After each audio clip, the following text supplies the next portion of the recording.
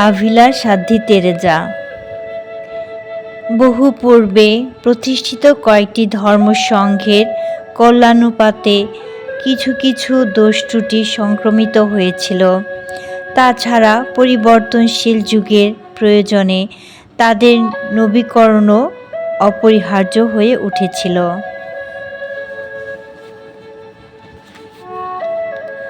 এমন প্রাচীনতম ধর্মসংঘের মধ্যে উল্লেখযোগ্য হল কার্মেল সংঘ। স্পেনের আভিলা শহর নিবাসিনী সাধ্বী তেরেজার জন্ম হয় 1515 খ্রিস্টাব্দে। কার্মেল ধর্মসংঘে সদস্যরূপে ব্রত গ্রহণ করে তিনি দীর্ঘ প্রার্থনা ও ধ্যানের সময় প্রাচীন ধর্মসংঘটির সংস্কার সাধনে অনুপ্রাণিত হন। অসাধারণ ঐশ্বকৃপা ও দিব্য দর্শন লাভ করে তেরেজা আভিলা শহরে অনুকরণীয় আদর্শ কার্মেল ধর্মমঠ স্থাপন করেন।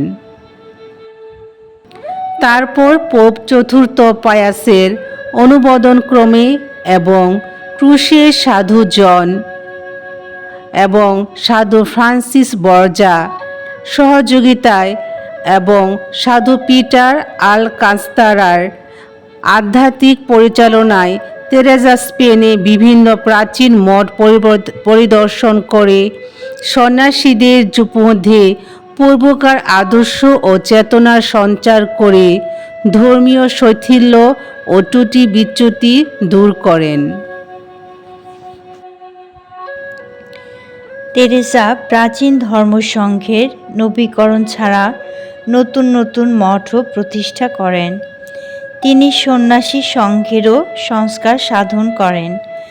সংস্কার কার্য ছাড়া তিনি জ্ঞানগর্ভ ঐশ্বতত্ত্ব সম্বন্ধীয় পুস্তকাদি রচনা করেন। এর জন্য তাকে ধর্মাচার্য উপাধিতে ভূষিত করা হয়। তার সংস্কার কার্যে বহু প্রকার বাধা বিপত্তি থাকা সত্ত্বেও তিনি কার্মেল সংঘের বিশ্বব্যাপী সম্প্রসারণ ঘটান এবং তাতে নতুন প্রাণ সঞ্চার করেন।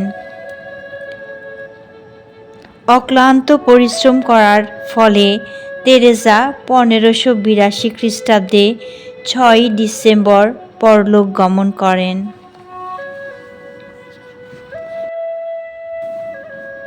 উল্লেখিত আধ্যাত্মিক উন্নয়নের কথা ভেবে আমরা বুঝতে পারছি যে ক্যাথলিক মণ্ডলীর মধ্যে বহুদিনের পুঞ্জীভূত ত্রুটি বিচ্যুতি সংশোধন করার উপযুক্ত উৎসাহী ব্যক্তি ও উপাদান বিদ্যমান ছিল। যদি লুথার ও তার অনুগামীগণ উল্লেখিত সাধু সাধ্বীদের আদর্শ অনুসরণ করতেন, তবে আন্দোলন, বিশৃঙ্খলা, বিভেদ ও লুণ্ঠন এমনকি সংগ্রাম সংঘর্ষ না ঘটিয়ে শান্ত পরিবেশে মণ্ডলীর সংস্কার কার্য সাধিত হতো। প্রায় একই সময়ে মণ্ডলীতে আরও ধর্মসংঘ প্রতিষ্ঠিত হয়েছে। সেগুলো উজ্জ্বল নক্ষত্রের মতো মণ্ডলীর আকাশকে অলঙ্কৃত করেছে। বার্নবাইট ধর্মসংঘ এইরূপ ক্ষেত্রে উল্লেখযোগ্য। ক্রোমনা নিবাসী সাধু অ্যান্টনি মারিয়া জাকারিয়া পীড়িতদের সেবা, তরুণ তরুণীদের শিক্ষাদান এবং ধর্মপ্রচারের জন্য মিলন নগরে পুরুষ ও মহিলাদের জন্য একটি ধর্মসংঘ প্রতিষ্ঠা করেন।